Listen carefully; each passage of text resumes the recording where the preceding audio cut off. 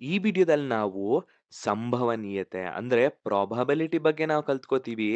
ಸಂಭವನೀಯತೆ ಅನ್ನೋದನ್ನ ನಾವು ತುಂಬಾ ಕೇಳಿರ್ತೀವಿ. ಆದ್ರೆ ಇದೇನಾ ಅಂತ ಗೊತ್ತಿರಲ್ಲ ಅಷ್ಟೇ. ಇದನ್ನ ನಾವು ಉದಾಹರಣೆ ಮೂಲಕ ಕಲ್ತ್ಕೊಳ್ಳೋಣ. ಮೊದ್ಲಿಗೆ ಒಂದು ಕಾಯಿನು.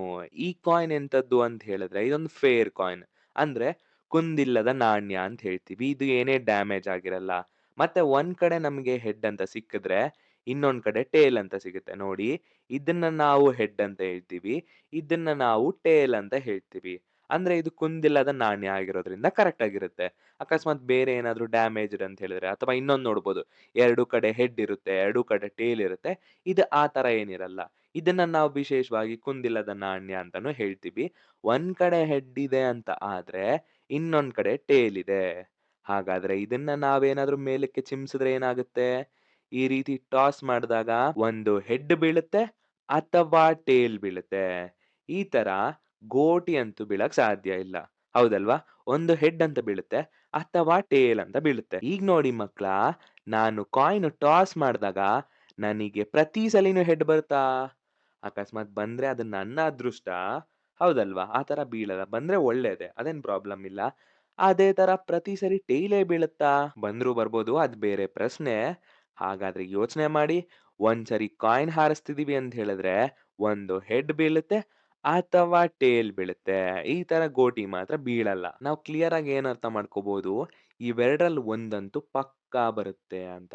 ಹಾಗಾದ್ರೆ ಇದನ್ನ ನಾವೇನ್ ಹೇಳ್ತೀವಿ, ಒಂದ್ ಈವೆಂಟ್ ನಡೀತಿದೆ. ಪ್ರಾಬಬಿಲಿಟಿ ಆಫ್ ಈವೆಂಟ್ ಇ ಅಂತ ಹೇಳಿದ್ರೆ, ಇಲ್ಲಿ ಸಮಾನವಾಗಿ ಬರುವ ಎಲ್ಲಾ ಸಾಧ್ಯತೆಗಳ ಸಂಖ್ಯೆ. ಅಂದ್ರೆ number of equally likely possibilities ಅಂತ. ಅಂದ್ರೆ ಒಂದು ಕಾಯಿನ್ ಎಗರಿಸ್ತಿದೀವಿ ಅಂದ್ರೆ, ಒಂದು ಹೆಡ್ ಬೀಳುತ್ತೆ ಅಥವಾ ಟೇಲ್ ಬೀಳುತ್ತೆ. ಇವೆರಡು ಸಮಾನವಾಗಿ ಬಂದೇ ಬರುತ್ತೆ ಅಂತ. ಮತ್ತೆ ಇಲ್ಲಿ ಅಂಶದಲ್ಲಿ ನೋಡಿ, ನಿಬಂಧನೆಗಳಿಗೆ ಅನುಗುಣವಾಗಿ ಬರುವ ಎಲ್ಲಾ ಸಾಧ್ಯತೆಗಳ ಸಂಖ್ಯೆ. ಹಾಗಾದ್ರೆ ನಾವಿಲ್ಲೇನ್ ಮಾಡೋಣ, ಈಗ ಒಂದ್ ಕಾಯಿನ್ ಎಗರಿಸ್ತಿದ್ದೀನಂತೆ, ಹೆಡ್ ಬೀಳುವ ಸಾಧ್ಯತೆ ಎಷ್ಟು ಅಂತ ಕೇಳ್ತೀನಿ.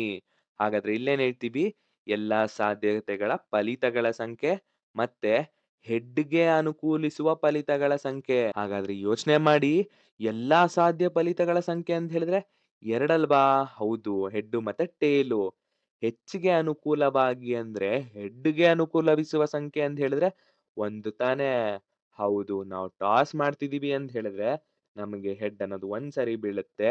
ಎಲ್ಲಾ ಸಾಧ್ಯ ಫಲಿತಗಳು ಅಂತ ಹೇಳಿದ್ರೆ 2, 2ರಲ್ಲಿ 1 ಅಂತ. ಹಾಗಾದ್ರೆ ಇದನ್ನ ಶೇಕಡ ರೀತಿನಲ್ಲಿ ಹೇಳಿದಾಗ ಏನ್ ಹೇಳ್ತೀವಿ? 50% ಅಂತ ಹೇಳ್ತೀವಿ. ಯೋಚನೆ ಮಾಡಿ, ಇಲ್ಲಿ 50% ಇದೆ ಅಂತ ಹೇಳಿದ್ರೆ, ನಾವ್ ಈ ಕಾಯಿನ್‌ನ 1000 ಸಲಿ ಟಾಸ್ ಮಾಡ್ತೀವಿ, ಲಕ್ಷ ಸಲಿ, ಕೋಟಿ ಸಲಿ, ಎಷ್ಟೇ ಸಲಿ ಟಾಸ್ ಮಾಡಿದ್ರೂನುವೆ ಸಂಭವನೀಯತೆ ಅನ್ನೋದು 50% ಆಗಿರುತ್ತೆ. ಹೆಡ್ ಅನ್ನೋದು ಒಂದು 50 ಸರಿ ಬೀಳಿದ್ರೆ 100 ಸಲಿನಲ್ಲಿ ಟೇಲ್ ಅನ್ನೋದುವೆ ಒಂದು 50 ಸರಿ ಬೀಳುತ್ತೆ ಅಂತ ಅರ್ಥ. ಹಾಗಾದ್ರೆ ಒಂದ್ ನಿಮಿಷ ವಿಡಿಯೋ ಪಾಸ್ ಮಾಡಿ ನೋಡಿ. ಹೆಡ್ ಬರುವ ಸಾಧ್ಯತೆ 50% ಅಂತ. ಆದ್ರೆ ಟೇಲ್ ಬರುವ ಸಾಧ್ಯತೆ ಎಷ್ಟಿರ್ಬೋದು? ಕರೆಕ್ಟ್ ಅಲ್ವಾ? 50% ತಾನೇ? ಹೌದು. ಪ್ರತಿ ಸಲಿನೂ ನಾವು ಟಾಸ್ ಮಾಡಿದಾಗ ಹೆಡ್ ಅಥವಾ ಟೇಲೇ ಆಗಿರುತ್ತೆ. ಇದನ್ನ ಕಲಿಯಕ್ಕೆ ಮತ್ತೊಂದು ಉದಾಹರಣೆ ತಗೊಳಣ್ವಾ? ಏನಿರ್ಬೋದು ಆ ಉದಾಹರಣೆ? ವಾವ್! ಇಲ್ಲಿ ನೋಡಿ, ಡೈಸ್ ಇದೆ. ಇದನ್ನ ದಾಳಗಳು ಅಂತ ಹೇಳ್ತೀವಲ್ಲ, ದಾಳಗಳನ್ನ ನಾವು ಈ ರೀತಿ ಉರುಳಿಸಿದಾಗ ನಮಗೇನೇನ್ ಬರ್ಬೋದು? ನಾವು ಪ್ರತಿ ಸರಿ ದಾಳನ ಉರುಳಿಸ್ತಿದೀವಿ ಅಂತ ಅನ್ಕೊಳ್ಳಿ. ನಮಗೆ ಏನೇನ್ ಬರ್ಬೋದು ಅಂದ್ರೆ ಸಂಖ್ಯೆ 1, 2, 3, 4, 5 ಅಥವಾ 6.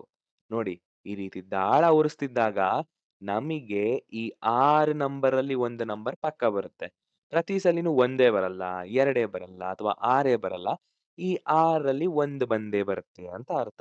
ಹಾಗಾದ್ರೆ ಒಂದ್ ಪ್ರಶ್ನೆ, ಏನಿದು ಅಂತ ಹೇಳಿದ್ರೆ ಪಿ ಆಫ್ 1 ಅಂತ. ಪ್ರಾಬಬಿಲಿಟಿ ಆಫ್ 1 ಅಂತ.